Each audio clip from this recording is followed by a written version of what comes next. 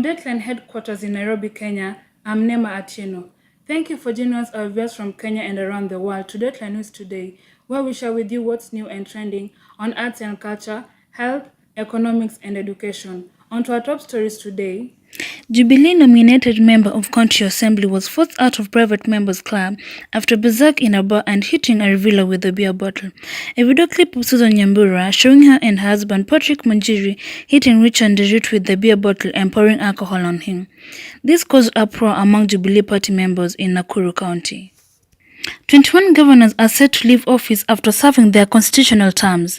They will leave the plum job that has been synonymous with trappings of power and control over billions of shillings. The incumbents, it will appear, have limited options for their next course of action in the run-up to the 2022 elections, with only superior seats to one they currently hold. While a national debate roils about professional athletes' working kids, it seems useful to remember that 19 states allow children to be hit in public schools, sometimes to the point of bruising. A federal data analysis found that on average one child is hit in public schools every 30 seconds somewhere in the United States.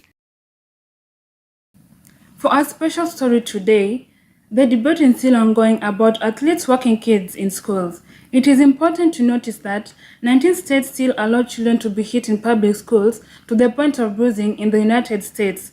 The practice is encouraged because some educators and parents believe that it helps modify behaviors.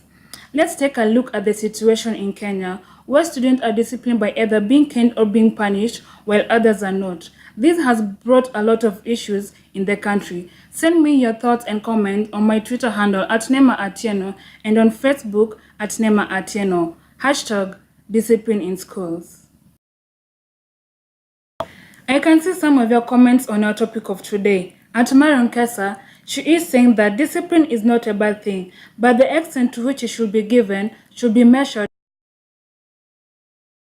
Our reporter Charlotte Aida went to the field to find out more on what people think about our topic of today. Take a look. Discipline has been an important thing in children's lives as they grow up. They are brought up by their parents to be disciplined by obeying their elders and teachers. But not all children from all families are brought up to be disciplined. Other parents do not discipline their children, and they grow up not knowing how to respect their elders, teachers, or even their fellows. They are often called spoiled kids.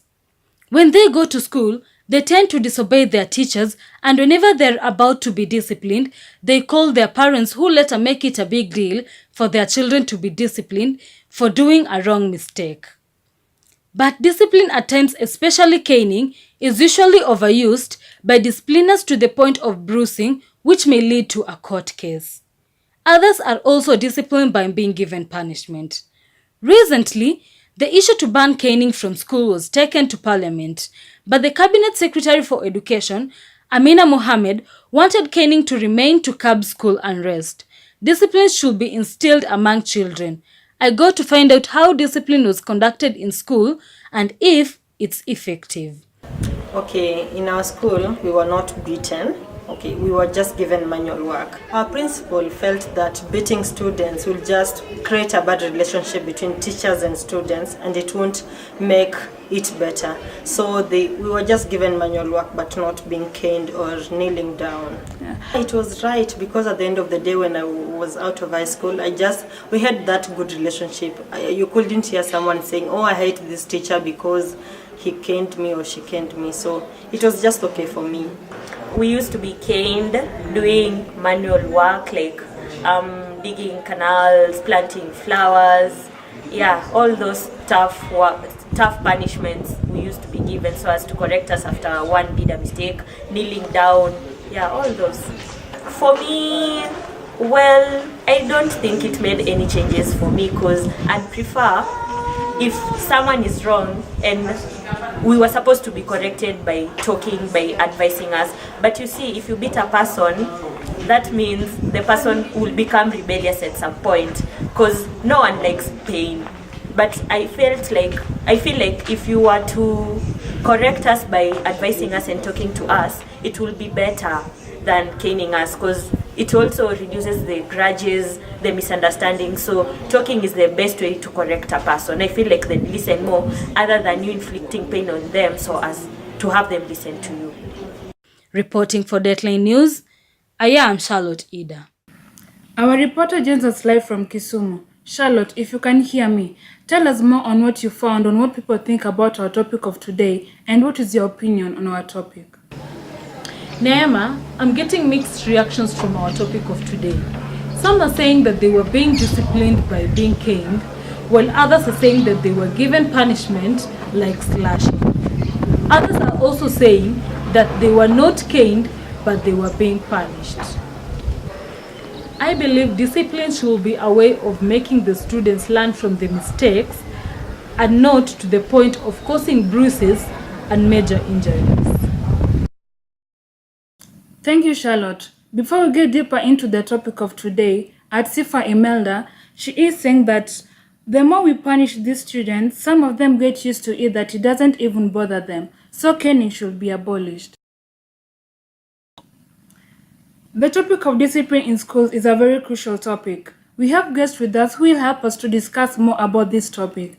I am joined live by Mr. Paul Ogola, a teacher, Mrs. Mabel Odima, a psychologist, and Mrs. Mary Atieno, a parent.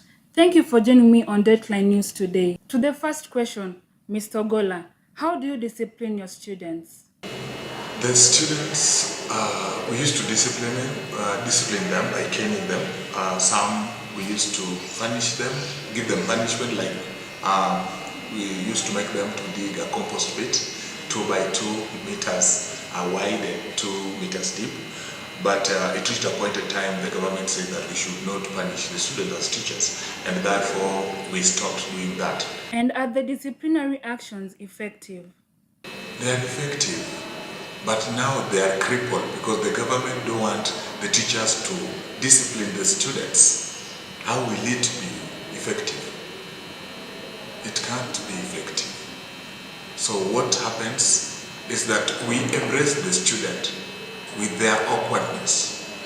They are truants, they are mediocres, but you have to work with them. So what we do is just to hand them to the next level, then after 4 years, after 3 years, you release them to the society. That's why the fabric of our morality is corroded every day, and our society is decaying on daily basis because there is no discipline in high schools. To you, Mrs. Mary, what is your take in discipline by either caning or being punished? Now it depends on the reason why you'd like to instill discipline on children. Children has to be disciplined because the Bible tells us that train up a child in the way he should go, and when he grows up, he'll never depart from it.